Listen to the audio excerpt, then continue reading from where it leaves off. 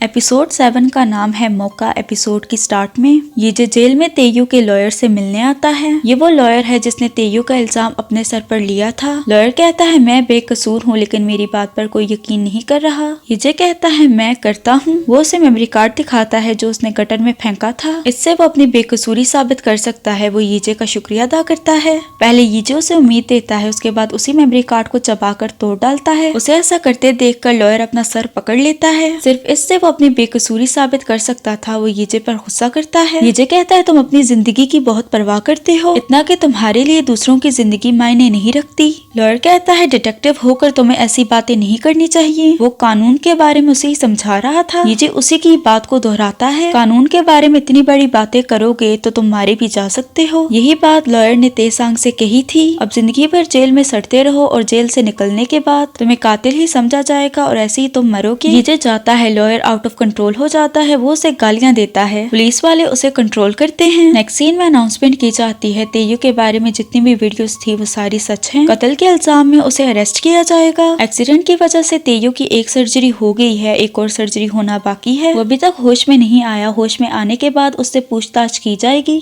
Commissioner वगैरह जो उसकी मदद किया करते थे उनका पोल भी खुल गया है। इसके अलावा तेयू का बाप अपनी पोजीशन से इस्तीफा दे देता है। ये हॉस्पिटल में तेयू से मिलने आता है। तेयू अधमरी हालत में पड़ा है। उसे देखकर ये कहता है अब तुम्हारे लिए किसी इंसान को मारना तो दूर की बात, पूरी जिंदगी अब तुम एक मक्खी को भी चोट नहीं पहुंचा सकते। वो इसलिए क्योंकि तेयू की टांगे कट चुकी हैं। अब इसे दुनिया में ही जहन्नम का मजा मिलेगा। यहाँ से सीधा वो जाता है जीसू की अस्थियों के पास। पेन जीसू की तस्वीरों के साथ रखा है। उस रात तुमने ही मुझे रोका था। अगर पेन कोर्ट से ना गिरता तो यकीनन गीजे उसे मारकर जहन्नम पहुंच चुका होता। वो उसके लिए रोता है। इसके बाद गीजे जीयोंग की जिंदगी गुजारने लगता है। ये दोनों कैफे में जाकर एक क्रिमिनल को पकड़ते हैं। वो जीहुन के साथ मिलकर क्रिमिनल्स को पकड़ता और मौत का इंतजार करता। ऐसे ही उसे जीयोंग की जिंदगी जीने की आदत हो गई। यीजे को ऐसा लगने लगा था जैसे वो हमेशा से जीयोंग ही था। यीजे और जीहुन क्रिमिनल्स से लड़ते हैं। इसी दौरान एक आदमी यीजे को मारने वाला था। यीजे भी मरने के लिए तैयार था। जीहुन उसे पकड़ लेता है। वो उसे नॉकडाउन करता है। जीहुन को चोट आई है। उसे हॉस्पिटल में एडमिट किया जाता है। बचाने के लिए यीजे उसका शुक्रिया अदा करता है। वो कहता है कोई बात नहीं। उससे मिलने उसकी वाइफ और बेटी आती है। उसकी वाइफ रोने लगती है। उसे रोता देखकर यीजे उसकी बेटी को कहता है स्नैक्स खाने चलते हैं। वो अपने बाप से पूछती है ये कौन है? ये मेरा दोस्त है, तुम उसे अंकल कह सकती हो। इसका नाम है सुलगी। वो दोनों खाना खाते हैं। सुलगी अपने बाप के लिए काफी परेशान है। वो यीजे से पूछती है अंकल क्या आप भी पुलिस ऑफिसर हैं? आपको भी चोट लगती है? क्योंकि जब भी उसका बाप काम पर जाता है हमेशा उसे चोट लगती है। खैर सुलगी चाहती थी उसके बाप को चोट ना लगे। यीजे उससे वादा करता है वो उसके बाप को चोट नहीं लगने देगा। उसके हाथ पर चोट लगी देखकर सुलगी उसके हाथ पर बैंडेज लगाती है। यीजे उसे वापस लेकर आता है। जीहुन की हैप्पी फैमिली को देखकर यीजे का मन करता है वो भी अपनी फैमिली बनाए। यीजे और जीहुन क्रिमिनल के पीछे भागते हैं। भागते हुए वो रूफ टॉप पर पहुंचते हैं। क्रिमिनल के पास भागने के लिए कोई रास्ता नहीं था। वो अपने बैग में से बंदूक निकालता है। एक गोली वो जीहुन की टांग पर मारता है और दूसरी गोली यीजे के बाजू पर। क्रिमिनल कहता है अब बताओ किसको पहले मरना है? यीजे को अपना वादा याद आता है। वो जीहुन को देखकर खुद से कहता है मैं जीसू को बचाने में नाकामयाब हुआ था लेकिन इस बार मैं ऐसा नहीं होने दूंगा। वो भागकर क्रिमिनल को पकड़ता है। इस सब के दौरान क्रिमिनल उसके पेट में 2 गोलियां मारता है। यीजे क्रिमिनल को उठाकर नीचे फेंकता है। वो भी नीचे गिर जाता है। जीहुन भागकर उसके पास जाता है लेकिन उस वक्त तक वो मर चुका था। इसी के साथ घड़ी की सुई 4 से 3 पर जाती है। यीजे की आंख खुलती है। डेथ कहती है मैंने तुम्हें वार्निंग दी थी, इतनी जल्दी मत मरना। यीजे जवाब देता है मैंने खुद को जानबूझकर नहीं मारा, मैंने अपनी जिंदगी किसी और के लिए सैक्रिफाइस की है। डेथ को यकीन नहीं आता। वो कहती है तुम हो कौन? मैं तुमसे पूछ रही हूँ तुम कौन थे? यीजे कहता है ये क्या अजीब सवाल है। डेथ उस पर हंसकर कहती है तुम्हें खुद पर काफी नाज होगा, फिलहाल के लिए तुम यहाँ से जाओ। वो उसे गोली मारती है। यीजे एक भिखारी की बॉडी में उठता है। यीजे खुद से कहता है मैंने इतना कुछ झेला है ये भी झेल लूंगा। जाने से पहले कटोरे में से वो पैसों को उठाता है। टीवी में उसी की ही न्यूज दिखाई जाती है। उसकी तारीफें होती हैं। आज जीयोंग यानी यीजे का अपना फ्यूनरल है। तेयू न्यूज में उसके मरने की खबर सुनकर उस पर हंसता है। रस्सी जल गई बल नहीं गया। जिस हॉस्पिटल में ये एडमिट है उसी हॉस्पिटल में उसका फ्यूनरल है। यीजे वहाँ पहुँचता है। बड़े बड़े लोगों ने उसके लिए बुके रखे हैं। वहाँ जूहुन की पूरी फैमिली भी थी। अपना प्रॉमिस रखने के लिए सुलगी यीजे का शुक्रिया अदा करती है। जीहुन रोते हुए वहाँ से जाता है। सुलगी यीजे को देखती है। यीजे उसकी तरफ हाथ हिलाता है। उसे देखकर सुलगी डर जाती है। यीजे हेड डिटेक्टिव को देखता है जो उसके बारे में बातें कर रहा था। यीजे को वहाँ खड़ा देखकर एक आदमी उसे निकालने की कोशिश करता है। उसके पास से बदबू आ रही थी। हेड डिटेक्टिव उसे रोकता है। वो यीजे के लिए प्लास्टिक बैग में खाना लाता है। यीजे की शक्ल देखने वाली थी। वहाँ पर प्राइम मिनिस्टर आता है। हर कोई उसे पीछे करता है। यीजे सोचता है जो भी अच्छे काम उसने जी-योंग बनकर किए हैं इस सब का ताल्लुक उसके साथ नहीं है। जो कुछ भी वो कर ले इसकी सच्चाई नहीं बदलेगी। वो सीढ़ियों के साइड से जाता है। सीढ़ियों पर जी-हुन बैठा रो रहा था। जी-हुन को लग रहा था ये सारी उसकी गलती है। यीजे उसके कंधे पर हाथ रख के कहता है ये तुम्हारी गलती नहीं है। खुद को कसूर देना बंद करो। उस दिन वो खुद नीचे कूदा था। जी-योंग को गुस्सा आ जाता है। वो उसे पकड़ता है। तुम होते कौन हो ऐसा कहने वाले। यीजे मैं पर आकर रुक जाता है। उसे डेथ की बात याद आती है। तुम हो कौन। मैं तुमसे पूछ रही हूँ तुम क्या थे। यीजे को वो सब याद आते हैं जिनकी जिंदगियां इसने जी थी। उसे खुद नहीं पता वो कौन है। जी-हुन उसे छोड़कर चला जाता है। यीजे रोते हुए जीसू की बात याद करता है। इंसान उस वक्त खुश होता है जब वो अपनी जिंदगी अपने मुताबिक गुजारता है। अगर कोई ऐसे नहीं गुजारता तो जिंदगी बेमतलब है। यीजे को अब समझ आता है वो कब से दूसरों की जिंदगियां गुजार रहा था। ये सब कुछ बेमतलब है क्योंकि वो अपनी जिंदगी अपने मुताबिक नहीं गुजार रहा। मेमोरी उसके पास आने लगती है। यीजे उससे भागने लगता है ये कहते हुए कि अब मुझे ये सब कुछ नहीं करना। उससे भागने के चक्कर में उसका पाँव फिसलता है। वो नीचे गिरकर मर जाता है। यीजे की आंख खुलती है। सुई 3 से 2 पर जाती है। यीजे डेथ से सवाल करता है क्या मैंने जी-हुन को बचाया है या जी-योंग की किस्मत में वहाँ ही मरना लिखा था। डेथ कहती है अब तुम्हें समझ आया। यीजे को लगा उसने जी-हुन की जान बचाई है लेकिन एक्चुअली में जी-योंग का ऐसे मरना लिखा था। वो कहती है देखते हैं तुम खुद को और कितना बेवकूफ बनाते हो। यीजे कहता है मुझे जल्दी से शूट करो। ये सब कुछ खत्म करने के लिए मुझे सिर्फ 2 दफा मरना है। डेथ कहती है मैंने पहले ही तुम्हें बताया था गेम के हर राउंड के साथ तुम्हारा दर्द और भी बदतर होता जाएगा। आखिर में तुम्हारे लिए वो दर्द रखा है जिसका तुम सोच भी नहीं सकते। यीजे कहता है जो कुछ भी हो मैं खुद को मारकर ये सब कुछ खत्म करूंगा। डेथ उसे बेवकूफ कहकर शूट करती है। यीजे उस आदमी की बॉडी में उठता है जो 7 साल पहले इसके सामने मरा था। पहली बार यीजे पास्ट में किसी की बॉडी में उठा है। यीजे अभी खुद को मारने का डिसाइड करता है। मेमोरी उसके पास आती है। ये आदमी वो जिंदगी गुजार रहा था जो यीजे हमेशा से चाहता था। इसके पास जॉब थी। ये शादीशुदा था। एक दिन अचानक से इसे जॉब से निकाल दिया गया। इसकी वाइफ ने भी इसे डाइवोर्स दे दी क्योंकि अब ये किसी काम का नहीं है। इसने डिसाइड किया ये खुद को मार देगा बिल्कुल यीजे की तरह। यीजे डिसाइड करता है वो खुद को अभी भी मारेगा। दूसरी तरफ यीजे अपने पहले इंटरव्यू के लिए जा रहा था। यीजे जीसू से बात करने के बाद खुद को चेयर अप करता है। यीजे खुद से ही टकराता है। यीजे जो उस आदमी की बॉडी में है रोड पर खड़ा हो जाता है। तेयू की कार उसे हिट करती है। वो अपने ही सामने जाकर गिर जाता है। खुद को देखकर बेवकूफ यीजे को अब समझ आती है ये पास में उसी आदमी की बॉडी में है जिसकी वजह से इसकी पूरी जिंदगी खराब हुई थी। तेयू भी वहाँ आता है। उसके पीछे डेथ खड़ी थी। यीजे डेथ से मदद मांगता है और तेयू को लगता है वो उससे मदद मांग रहा है। तेयू को अपने अंदर बिजली दौड़ती हुई महसूस हुई। इसी एक्सीडेंट की वजह से उसने मर्डर करने शुरू किए थे।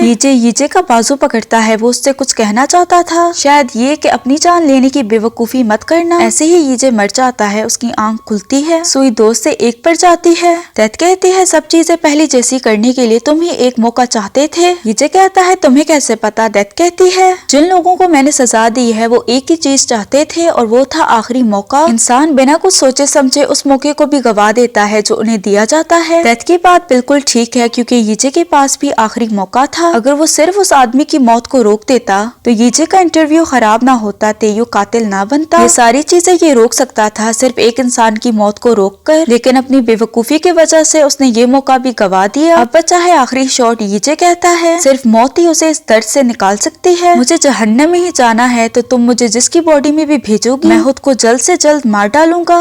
डेथ कहती है मुझे नहीं लगता। यीजे कहता है देख लेंगे। वो उसे शूट करती है। यीजे की आंख किसी के घर में खुलती है। दीवार पर उसकी तस्वीरें लगी हैं। वो शीशे में खुद को देखता है। वो अपनी माँ की बॉडी में है। इसी के साथ ये एपिसोड एंड हो जाती है। अगर आपको वीडियो पसंद आई तो लाइक शेयर और सब्सक्राइब करते जाना। मिलते हैं अगली वीडियो में।